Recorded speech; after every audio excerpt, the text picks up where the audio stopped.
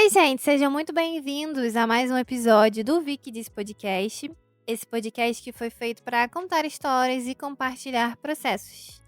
E o episódio de hoje se chama Como Fazer as Pazes com a Angústia. E é claro que esse episódio não é de fato um manual, porque isso não existe, quem me dera, né? Já pensou a gente seguir uns passinhos assim só e a gente nunca mais sentir angústia na vida? Seria uma delícia. E aí eu já vou avisar pra vocês que eu estou tomando antibiótico. Eu fiquei aí 2 meses gripada de muito catarro. Então eu estou um pouco ofegante e pode ser que tenha uns cortes esquisitos nesse episódio. Se tiver algum corte esquisito, gente, é porque muito provavelmente eu tossi. E aí ficou um bregt, ficou um corte ali no meio do negócio. Muito provavelmente esse corte era uma tosse. Ou talvez eu deixe a tosse aqui, não sei, vai ver como vai ficar na edição. Mas aí, menina, eu decidi fazer esse episódio pra gente conversar um pouquinho sobre esse sentimento, né? Que eu tenho esbarrado muito com esse sentimento da angústia, acredito que talvez depois que eu tenha me formado na faculdade.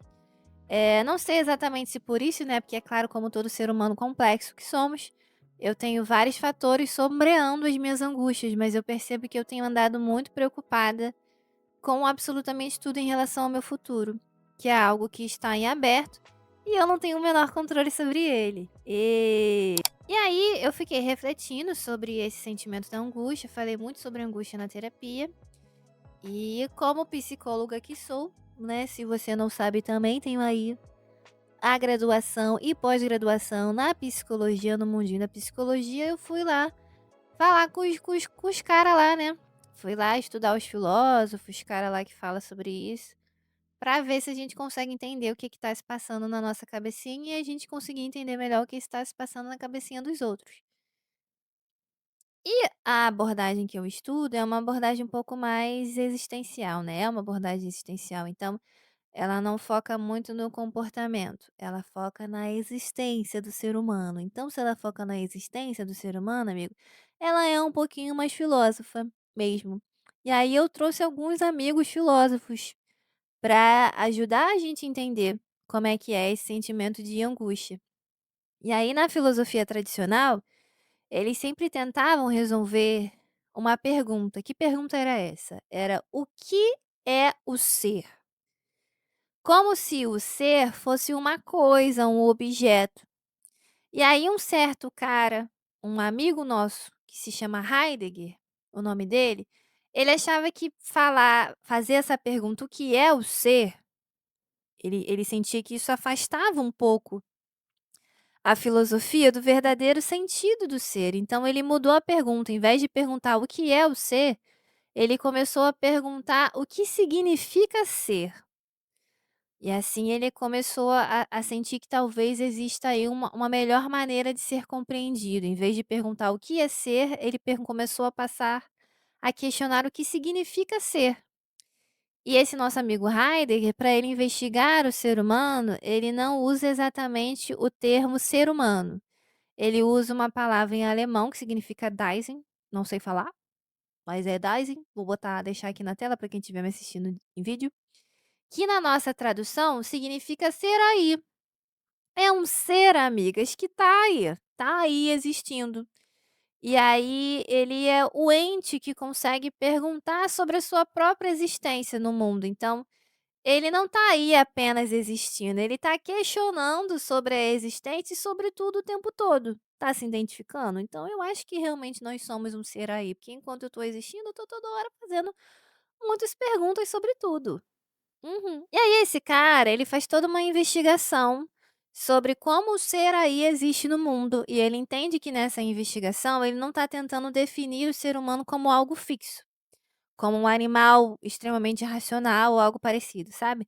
Na verdade é o contrário, o ser aí, ele diz que não tem uma essência pronta. O ser aí, ele é essa possibilidade. O ser aí, ele é uma construção, ele é uma abertura. Então, esse nosso amigo, ele diz que o ser aí, ele também nunca existe de uma forma isolada. Ele tá sempre ele já nasce sendo lançado no mundo, ele já nasce convivendo com pessoas, com objetos, com tarefas, com relações, com situações. E é por isso chamado de um ser no mundo, é o ser aí, é o ser que está vivendo, e não ele não fica separado do mundo observando tudo de fora. A gente nasce mergulhado nele. Se você parar para pensar, É realmente isso, né, porque você nasce, começa a chorar, toma um tapa na bunda de um médico, o médico já tá lá te lavando, corta teu cordão umbilical, depois tu já tá lá no colo da sua mãe, é tudo contato, é o mundo freneticamente acontecendo literalmente desde o primeiro milésimo de segundo que tu saiu da barriga da tua mãe.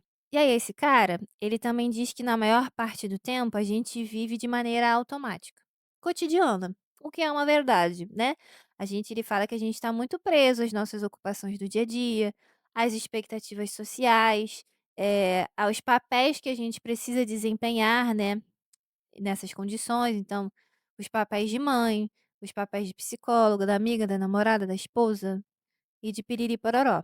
E aí, nessas condições, ele diz que o ser aí, ele vive de uma forma imprópria, porque o ser aí é um ser que ele tá aí, entendeu? Ele tá na abertura, ele tá na possibilidade, ele tá na construção. E aí, quando a gente começa a viver dessa forma automática cotidiana, é um pouco imprópria para o nosso ser aí, entende? O ser aí, ele não fica muito confortável nisso, porque a gente esquece de manter essa distância. Só que ele também fala que o ser aí, ele sempre vai ter essa abertura para poder compreender a si mesmo, e essa abertura, ela acontece de 3 formas, né, de 3 estruturas principais: a compreensão, o discurso e a tonalidade afetiva. E eu acho muito interessante a forma como esse nosso amigo enxerga a tonalidade afetiva. Ele diz que as tonalidades afetivas são modos como a gente se encontra emocionalmente no mundo. Que aí ele fala que as nossas emoções não são apenas emoções passageiras, mas são, maneiras profundas que o mundo vai começar a se revelar para nós. E aí, com a ajuda do nosso parceiro Heidegger, a gente já encontrou uma maneira de entender que a gente não está nunca de uma forma neutra no mundo, né, a gente não está nunca de uma forma neutra diante da vida. A gente está sempre sendo atravessado por algum clima afetivo, seja ele tristeza, alegria, ansiedade, tédio, angústia, vazio. Enfim, ele fala que esses estados, não são apenas emoções passageiras, mas eles modam a forma como o mundo ele vai começar a aparecer pra gente de certo modo. E aí eu acho muito maneiro que ele fala que a tonalidade afetiva é como uma atmosfera emocional que colore toda a experiência de uma pessoa. Aí o Heidegger ele diz que, ele usa essa ideia da tonalidade afetiva, ele compara a uma afinação musical, e isso eu achei muito maneiro, porque eu estudava muito música quando eu era criança, então quando eu comecei a ler sobre isso eu falei: "Cara, faz muito sentido". E ele fala sobre essa tonalidade afetiva como uma afinação musical, que assim como todo instrumento está afinado em determinado tom, nós, seres humanos, também estamos afinados em determinados afetos, em determinadas emoções. Então ele fala, por exemplo, quando a gente está triste, e a gente começa a viver, ir para a vida, tudo, a gente está lá se relacionando com o mundo e a gente está triste, o mundo ele parece mais pesado. E aí quando a gente está apaixonado e a gente está lá fazendo as nossas coisinhas no mundo sendo apaixonados, o mundo parece que está mais vivo, parece que está mais colorido. E quando a gente está angustiado, o mundo parece que está mais estranho, que está mais vazio, que está mais incerto. Ou seja, ele diz que a tonalidade afetiva, ela muda a forma como a realidade está aparecendo para a gente, na nossa cachola. Então, o Heidegger, ele não acredita que as nossas emoções sejam apenas algo interno. Entende? Isso que eu acho muito legal. Ele não acredita que as nossas emoções, os nossos sentimentos são algo, que está guardado dentro da nossa mente ou dentro do nosso coração. Ele diz que essa tonalidade afetiva, ela acontece na relação entre o ser humano e o mundo, e é a forma de estar no mundo. Por isso ele diz dessa frase: "Tudo continua igual, mas tudo parece diferente". Então, se uma pessoa triste entra num lugar comum, sei lá, uma lanchonete, o lugar vai ser o mesmo, as pessoas vão ser as mesmas, vão ser os mesmos trabalhadores ali, tudo vai ser o mesmo. Mas se essa pessoa entrar nesse lugar e ela estiver triste, tudo vai parecer distante, sem vida ou pesado. Então ele entende que a tristeza, ela não é só um sentimento interno dentro da pessoa, não é só um sentimento que está na cabeça, que está no coração dela, mas ela também muda toda a abertura da pessoa para com o mundo. E ele diz que não existe um estado também totalmente neutro. Ele fala que mesmo quando a gente acha que estamos normais, a gente ainda está afinado para algum humor, seja ele qual for. Então o ser humano ele está sempre afetivamente situado em alguma afinação, vamos dizer assim. Ou seja, o ser humano ele está sempre afetivamente, sintonizado, afinado em uma tonalidade afetiva que não é controlada, a gente não tem controle disso. O Heidegger ele diz que não, a gente não escolhe totalmente os nossos estados afetivos, que a gente não produz as emoções de forma racional. Ele fala que elas simplesmente, as emoções, os sentimentos, eles nos atravessam. Então ele critica muito a ideia de que a razão, de fato, controla tudo. Ele fala que a pessoa, ela não primeiro pensa racionalmente para depois sentir, que na verdade a gente já está completamente afetado e afinado antes mesmo da gente começar a pensar e racionalizar sobre essas emoções e esses sentimentos. E ele fala que a tonalidade afetiva, ela não funciona como um objeto científico. Então, a galera aí do comportamento pira, porque quando a gente tenta observar isso friamente, distanciamente, a gente tenta analisar demais o afeto racionalmente, às vezes ele desaparece ou ele se modifica. Então, ele usa muito essa ideia do despertar, que é sobre deixar a tonalidade aparecer e permitir que ela se revele sem você tentar dominar essa tonalidade totalmente. E que isso é muito importante para quem? Para a angústia, que é a queridona do nosso tema de hoje. Que ele entende que a angústia é uma tonalidade afetiva muito fundamental, porque ela é a tonalidade que mais profundamente revela a nossa existência e a nossa liberdade. E Vicky, como assim existência e liberdade? A gente entende que a angústia, ela compõe a existência humana, ela faz parte. E por isso que eu botei na legenda desse episódio a pergunta: e se a angústia não fosse defeito? Ela fosse uma parte inevitável de existir, porque a angústia ela não é uma doença, um transtorno, um descontrole emocional. Ela aparece porque somos livres, porque somos vulneráveis, porque somos cheios de possibilidade. E ela pode aparecer quando percebemos que a gente não tem o controle sobre a vida. Então, quando a gente precisa escolher, quando a gente sente insegurança em relação ao futuro, quando a gente sente vazio, quando a gente tem perda de sentido ou estranheza, ela tá lá. E a angústia, ela é realmente muito desconfortável de se sentir, porque o que que acontece? A angústia, ela tira a familiaridade. E é por isso que ela assusta, ela só tira, entende? A angústia, ela só tira. A angústia, ela não coloca nada no lugar. A angústia, ela só tira as coisas. E é por isso que é ruim.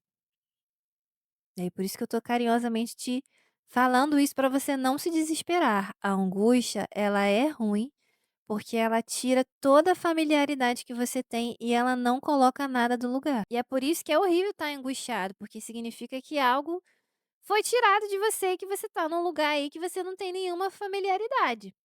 Só que existe um outro cara aí da filosofia que fala que a angústia, ela nasce da liberdade e que a angústia significa vertigem da liberdade. E ele usa uma metáfora assim. Ele fala para você imaginar que imagina olhar para um abismo.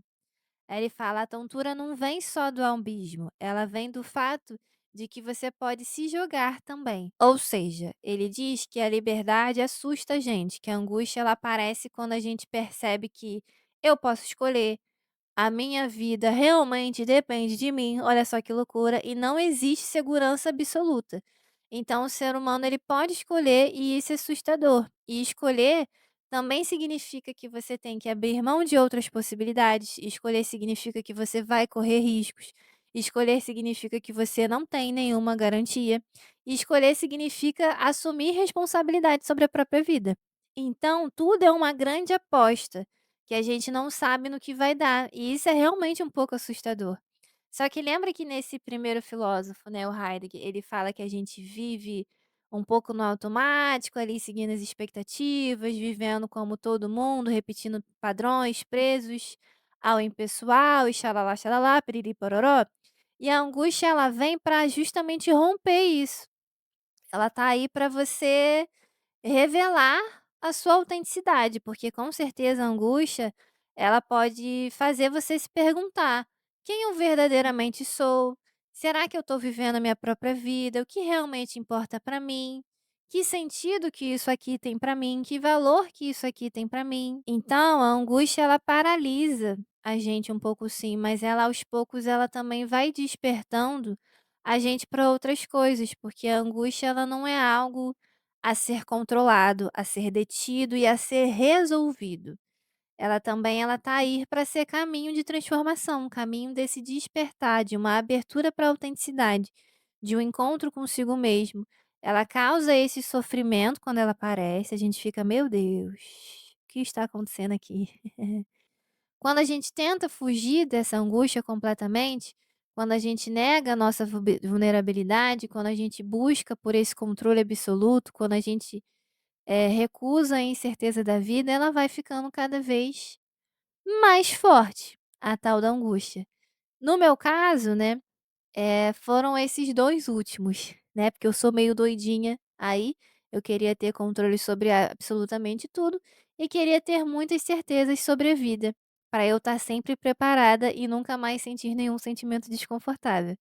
Então aceito orações, muito boa sorte aí para mim na vida, tendo esse tipo de pensamento, mas eu tô compartilhando porque eu sei que se vocês ouvem meu podcast, vocês são tão doidos quanto eu. Mas aí, amigos e amigas, uma fantasia que eu faço aqui, e que eu posso estar falando uma grande merda, tá? Agora. Mas esse é apenas um papo aqui entre amigas, não é uma coisa formal. Eu faço essa fantasia de que, assim, quando o Heidegger ele fala dessa tonalidade afetiva como uma afinação musical, e de que as nossas emoções elas não são algo de dentro da gente, mas elas também estão fora de nós, e elas que mas elas também estão fora e que são elas que vão ditar a forma como o mundo vai se manifestar pra gente. Isso me lembra muito daqueles papos de que você pode cocriar a sua realidade apenas mudando a forma como você pensa. Porque são atmosferas, né, em que cada um vive, aquele papo de reprogramação mental, né. Quando eu fiz o roteiro desse episódio, eu também tinha acabado de assistir o filme do Michael Jackson, e também o ator que é o sobrinho do Michael Jackson, que interpretou o Michael Jackson no filme, ele fala que uma das coisas legais, né, de fazer esse papel é que ele não sabia até quanto o tio acreditava tanto em mantras e lei de atração e que ele repetia todo dia uma série de coisas, ele escrevia uma série de coisas para poder mudar a forma com que ele pensa. E talvez, né, assim, só talvez, chutando uma bola aí, tudo isso tem aí um fundo de verdade, né. E aí com esse episódio eu quis dar toda essa construção de pensamento para vocês entenderem como as coisas se são antes de um sentimento se formar, porque eu acho que uma vez que a gente entende, a gente não se assusta mais com aquilo. E eu acho que esse é o meu desejo para todo mundo que tá aqui hoje ouvindo esse episódio, que tá nesses 20 e poucos minutinhos comigo, para que se um dia a angústia te visitar, você não se assustar com ela, porque ela vai ser ruim, porque eu já te expliquei que a angústia ela faz isso. Ela tira toda a familiaridade e ela não coloca nada no lugar. Então você fica nesse ponto de vazio mesmo. Que é angustiante, você não tá mais, às vezes, nem lá no seu passado, nem com o seu futuro muito palpável, você tá só num ponto de vazio entre uma coisa e outra, que justamente é o ponto que nos dá caminho. Então, se a angústia ela te visitar, não se assuste, não se desespere, é desconfortável, mas a angústia ela também é caminho. E como eu falei no início desse episódio, eu ficava muito angustiada em relação ao meu futuro, né. E a angústia, como eu falei, ela é a perda dessa familiaridade, ela tira e não coloca nada no lugar. Mas se você parar para pensar, galera, assim como eu pensei também, que bom, né, que o nosso futuro, às vezes aí não vai ter nenhuma familiaridade com o nosso passado. Porque para o meu futuro não ter nenhuma familiaridade com o meu passado, essa perda, ela vai precisar acontecer no meu presente. E no meu presente, eu vou precisar de paciência comigo mesma, com o tempo das coisas, e eu vou precisar me acolher. Eu vou precisar me cuidar, eu vou precisar fazer muitas coisinhas para mim, enquanto eu estou passando por esse caminho da angústia para que meu futuro realmente seja um futuro diferente, porque, gente, eu não quero que o meu futuro tenha a menor familiaridade com o meu passado. E isso é ótimo, assim, é ruim, sabe? Tá angustiada é ruim. Mas no fundo eu paro para pensar que eu acho ótimo, assim, eu acho ótimo que essa angústia e essa perda da familiaridade aconteça, porque o meu passado, a minha infância, os momentos, as coisas difíceis que eu, você e todo mundo passa, assim, eu acho ótimo que às vezes a vida vem e fala: "Gata, vamos parar de sintonizar com isso aí, vamos parar de se familiarizar aí com esse lugar que não te pertence mais, você tá pedindo tanto, você tá orando tanto para estar em outro lugar". E aí, quando a gente tira qualquer familiaridade com esse passado que não te pertence mais, você ficou angustiada, sim, mas não se assusta, porque a angústia ela é vertigem da liberdade, a angústia ela é caminho. E aí, de fato, cara, construir esse caminho meio no escuro, né, enquanto você está angustiada, é desconfortável, mas, a gente precisa prestar atenção em como a gente está andando, né. Então, é por isso que eu quis fazer esse episódio também, é pra fazer vocês refletirem em como está andando a sua afinação. Eu acho que eu tô tentando me afinar do lado de cá também, assim, eu tô tentando prestar atenção nos meus tons afetivos, assim, como que porque é através deles que o mundo ele tá se apresentando pra mim e se relacionando comigo, então o que que eu tô dando mais permissão, né, o que que eu tô prestando atenção, né, qual é a tendência que o meu tom tá indo. Então, se às vezes eu não tô conseguindo mudar sozinha, eu posso pedir ajuda para um amigo, eu posso pedir ajuda para uma terapia, eu posso, enfim, ajudar e aí dos recursos que eu tenho para que eu mude essa afinação e para que, mesmo eu estando triste, quando eu for me relacionar com o mundo, eu enxergue o mundo exatamente do jeito que ele está, entende? Porque às vezes eu tô triste e aí, eu vou sair na rua e aí eu vejo um gatinho ou eu vejo, eh, enfim, crianças brincando na rua ou como eu sou carioca, eu vejo um motorista de ônibus mandando outro motorista de ônibus tomar no cu, porque isso é o nosso bom dia, eu rio. E aí eu falo: "Ai gente, ai que delícia a vidinha acontecendo", né. Então, eu permito que o mundo também, ele se mostre de uma outra forma, né. Eu tenho feito esse exercício, assim, de deixar a minha afinação, as minhas tonalidades afetivas parecerem, né, porque como os nossos grandes amigos filósofos falam, a angústia ela não é algo que precisa ser resolvido, ela não é uma doença, não é para você enfiar um remédio dentro de você porque você está angustiada, é para ela aparecer, é para ela ser desconfortável, é para ela te dar uma tontura, para ela te dar uma vertigem, porque depois vai abrir um caminho. Entende? Depois vai abrir o negócio que você vai falar: "Ah, entendi. Era por isso aqui que eu estava angustiado, beleza". E aí também para você tomar cuidado aí, começar a prestar atenção na sua afinação, né. E da gente mudar essa forma de pensamento, né, a gente entender que as nossas emoções elas realmente não estão só lá dentro da nossa mente e do coração, elas também ditam como o mundo vai começar a se relacionar com a gente. E eu, como vocês muito sabem, eu macumbeira que sou, eu como muito espiritualizada que sou, acredito também nessa faço essa grande fantasia, né, de que tudo é energia, tudo tem um negócio. Então, quando o Heidegger usou essa comparação de afinação, a tonalidade afetiva como uma afinação musical, eu já fui para um outro patamar, assim, eu falei: "Cara, eu quero estar afinada afetivamente, gata. Eu quero estar afinada com os melhores sentimentos, as melhores emoções e não quero mais saber de depressão". Aquele meme: "Eu quero não quero mais saber de depressão e coisas para baixos, eu quero começar a ficar afinadinha, garota". Afinadinha afetivamente, e é isso que eu quero para as minhas amigas da família do Vic que disse, eu quero todos nós afinados afetivamente, senão eu vou dar um tapa na cara de todos vocês, porque o meu amor às vezes ele é agressivo. Às vezes a gente precisa de um tapa na cara pra gente dar um acorde, um sacode, a gente começar a falar: "Ei, vamos escrever uns mantras, vamos, mudar aqui a nossa tonalidade afetiva, vamos mudar a forma como a gente pensa, vamos mudar a forma como acontece os nossos diálogos internos, como que a gente está conversando com a gente, né, a gente está dando espaço pra nossa angústia ou a gente está socando a cara da nossa angústia como algo que deve ser resolvido e olha como eu sinto muito, e olha como eu sou vulnerável, e olha como eu sou chata e toda hora eu tô me fazendo perguntas e eu tô me questionando, e toda hora um negócio para resolver. E sim, amigas, o ser humano é complexo. Quanto mais velho a gente vai ficar, mais complexo ainda a gente fica, entende? Eu tenho essa notícia pra te dar. Gente, antes de começar qualquer episódio, eu gosto sempre de abrir uma página desses livrinhos, assim, que tem de mensagem. E aí hoje, como a gente vai falar de angústia, eu decidi abrir uma página antes de começar a falar de angústia pra vocês. E aí eu não sei se eu vou deixar essa mensagem no início, no final, ou se só vai ser esse momento pra mim mesmo. Mas é uma página que fala assim: "Sede firmes e constantes. É apenas uma fase e vai passar. Há momentos na vida em que o mar parece tão revolto que não conseguimos remar em direção à terra firme. Somos tomados, então, do temor que nos leva a pensar que o fim se aproxima. Depois de tanto lutarmos para que o barco não afundasse, surge a calmaria. Percebemos que não estávamos distantes da praia. A fase ruim também vai passar.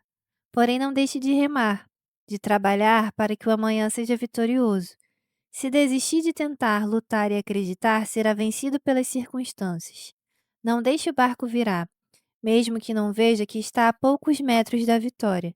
Continue se esforçando para vencer as tempestades que, muitas vezes, o impedem de chegar no lugar pretendido. Se o desânimo bater à sua porta, não deixe entrar. Sem ânimo, torna-se penoso e difícil o enfrentamento das adversidades que surgem pelo caminho. Lembre-se, vai passar." Eu achei essa mensagem muito pertinente, com todo o sentimento da angústia, e aí eu vim aqui me vender para vocês, porque enquanto esse sentimento não passa, esse sentimento angustiante da angústia, desse ponto de vazio, dessa perda de familiaridade, a mensagem que eu queria passar com o episódio eu acho que é essa, né, e a mensagem também de que para você não se assustar com o sentimento da angústia. Porque o sentimento da angústia é angustiante, ele é assustador, mas lembra que a angústia, ela é vertigem da liberdade, a angústia ela é caminho. E enquanto você tá angustiado, eu tô aqui pra ser a sua melhor amiga, garota. Eu tô aqui sendo sua amiga, falando aí no seu ouvido enquanto você tá no seu quarto, quando você tá lavando a louça, enquanto você tá na academia. Não sei o que que você tá fazendo me escutando, mas eu posso ser sua psicóloga, mas você vai ter que precisar escolher bem, porque se eu for ser sua psicóloga, você jamais poderá jogar cartas comigo e nem fazer astrologia. Eu sei, é uma decisão difícil, mas tá tudo bem, porque eu tenho ótimas amigas astrólogas e cartomantes para te recomendar. Mas se você quiser fazer joguinho de cartas comigo e fazer o seu mapa astral comigo, você saiba que você jamais poderá um dia ser minha paciente, mas que tá tudo bem. Também porque eu tenho ótimas amigas e amigos psicólogos para te recomendar. Então você sempre vai estar em boas mãos, garota. Aqui eu tô falando que eu sou sua mais nova melhor amiga, você tem que acreditar. E aí, se você estiver passando por esse momento de angústia, né, enquanto ele não passa, eu acho que eu tenho ferramentas para te ajudar a passar por isso. Só que além das cartas, da astrologia, tudo, a principal ferramenta e a que eu estou mais gostando de trabalhar hoje em dia é a meditação. Eu tô com esse projeto de dar práticas de meditação guiada com base na jornada de regulação emocional. Então, eu estou montando grupos uma vez por semana de forma online, só que ao vivo. A gente está meditando ao vivo juntinho, por um valor simbólico de R$ 60 por mês. Por R$ 60 por mês, você vai estar se encontrando comigo toda semana, ao vivo, no nosso horário marcado, para a gente meditar juntinhos e aí tentar regular as nossas emoções, tentar passar por qualquer período angustiante, qualquer período de tristeza, qualquer período de preocupação, ansiedade. E para você também conhecer um pouquinho do meu trabalho, né, como as minhas meditações funcionam, eu acho que você bem sabe que eu tenho esse trabalho aí com astrologia, então toda semana eu falo sobre o céu da semana. Comecei a fazer uma meditação da semana também baseada nesse movimento astrológico da semana, para divulgar esse meu outro projeto de meditação. Só que eu também fiquei muito empolgada para fazer isso, porque eu pensei: "Cara, eu tô adorando fazer meditações autorais, eu tô amando escrever meditações autorais, eu acho que escrever uma meditação astrológica também é um desafio para mim, para eu entender exatamente os convites que o céu está fazendo, né, esse movimento astrológico que está acontecendo e eu fazer uma meditação para que vocês possam entender todos esses convites." E eu nunca vi ninguém fazendo isso, assim. Eu acho que eu tô sendo meio que pioneira em algo aqui, né, ouso dizer, porque eu realmente nunca vi nenhum conteúdo de astrologia e meditação juntos. Então eu falei: "Cara, eu vou juntar o Lé com o Cré, Eu vou fazer meditação e astrologia e eu vou chamar as pessoas para meditarem comigo com base nessa regulação emocional, né. Que aí vai ser muito legal. Então, se você quiser, se você puder, eu posso ser realmente sua mais nova melhor amiga aí, garota. Então, eu realmente espero que, mesmo que você não faça nada comigo, que você tenha aí a sua rede de apoio, que você saiba passar pelos momentos angustiantes, que você consiga fazer a sua terapia, que você tenha amigos para conversar, que você tenha família para contar, que surja alguma ajuda para você nesses momentos que são ruins, mas qualquer coisa tô aqui, tá? Se precisar, você sabe onde me achar, tá bom? Então é isso, meu amor. Um beijo, até a próxima semana. Tchau.